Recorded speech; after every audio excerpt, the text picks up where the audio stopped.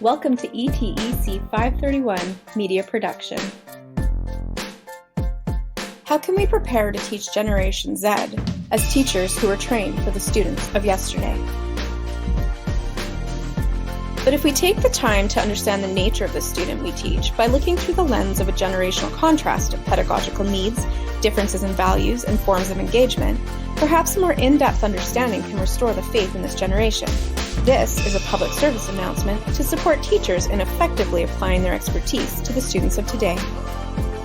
Many educators on social media claim that students of today have become more lazy, entitled, uninspired, bored, difficult, rude, hyper, disengaged. They can no longer sit in desks, seem to ignore rules, and the list goes on and on. Gen Zs have different worries than any other generation. Terrorism, economic instability, environmental crisis, student debt, unaffordable housing. The Economist has described Generation Z as more educated, well-behaved, stressed, and depressed than any other generation in comparison to previous. To be a member of Generation Z, it is generally accepted that you were born between 1995 and 2010.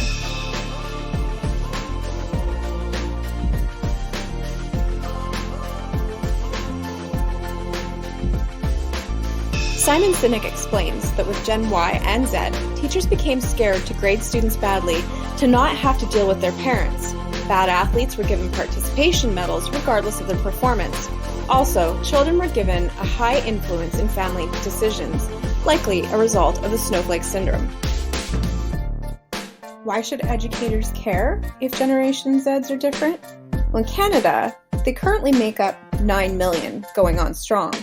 These teens in early 20-ishes, at about 77 million worldwide, will soon make up our global workforce. In his research, David Doucette explains Generation Z is accustomed to personalizing everything, from Netflix shows to fast food restaurants. That leads to the expectation in other spheres that they will be able to pick and choose what they want, and more importantly, what they don't want. These attitudes will inevitably influence education, and institutions are starting to adapt. Articles on Gen Z students from New York Times and Forbes agree on some defining characteristics of their learning styles. They have short attention spans, hate to be bored, they prefer visuals, they want to be interactive and hands-on, they're curious and love challenges, and they want to succeed or win using strategies, practice, and do-overs. This generation needs to be taught to plan for the future, make reasonable choices, feel like there's hope for stability and safety, as well as understand the pragmatics and reasons why they're required to learn something in our overloaded digital age. But they also need to learn about technological addiction. The result of this continual permeation of mobile technology into the lives of youth has made it virtually impossible for them to ever switch off, and Gen Zs are continually connected to the online world, giving educators new license to ensure that wellness curriculum comes into play within elementary classrooms, as well as regulatory programs from an early age. Gen Zs have a digital bond to the internet that allows them to escape the concrete world in which they live. How can we help? If you can't beat them, join them. Provide older students with tech breaks for students to fuel their urges and then refocus, or incorporate the urges into your lesson. Marcy Merriman suggests that Gen Z is wrestling with unprecedented societal changes ever present in their lives thus far, and constantly and viscerally playing out on their devices that they hold in their hands. It's little wonder then that teen suicide rates have increased dramatically in the past 2 decades. Born into a digital world, Gen Z is likely to burn out long before they have the chance to fulfill their undoubted potential.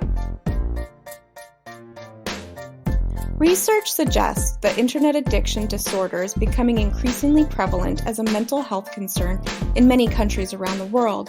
It is associated with depression and indicators of social isolation, and it occurs in the late 20s or 30s in this age group. Hope is not lost. Recent studies also show that even a simple discussion about online health, especially at early ages, can impact student choices regarding technology by nearly 30%.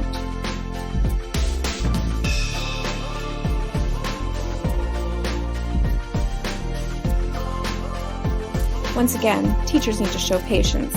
Generation Z and engagement research shows that they have an attention span of 8 seconds, which is actually 4 seconds less than the last generation. Patience, indeed.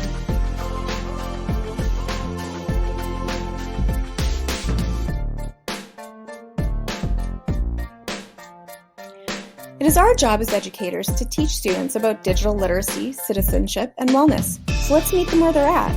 Use relevant YouTube videos. YouTube videos appeal to two characteristics of Gen Zers, who are visual learners and deeply into social media. YouTube is a top used social media platform by Zeds. Thank you for your attention, all generations. This has been a public service announcement brought to you by Jennifer McDaniel.